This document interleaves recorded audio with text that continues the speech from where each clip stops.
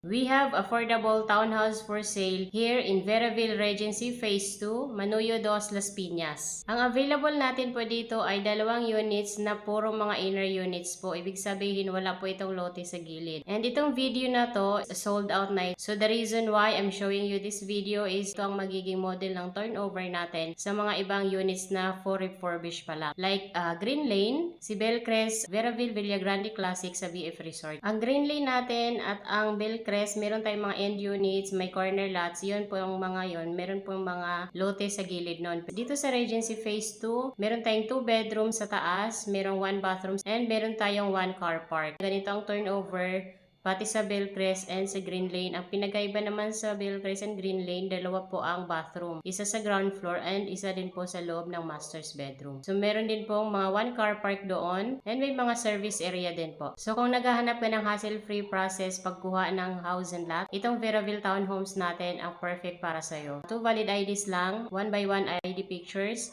marriage contract if you are married, and SINOMAR naman if you're single. Walang problema dito kung wala kang documentations regarding sa proof of income mo dahil hindi na po natin kailangan yan as long as you have a capacity to pay sa magiging monthly amortization mo. Calling out sa mga minamahal nating OFWs, mga VAs natin, ito ang units na perfect sa inyo po dahil wala na po itong mga documentation regarding sa proof of income. And yung mga OFWs din po natin na may mga foreign spouse na rin, pwede rin po kayo dito. And yung mga natural born Filipino citizen din po na citizen na sa ibang bansa, pwede rin po kayo dito. So send me a message to see it personally. See it, feel it, and love it. And don't forget to give us a like and a follow, and I'll see you in the next one.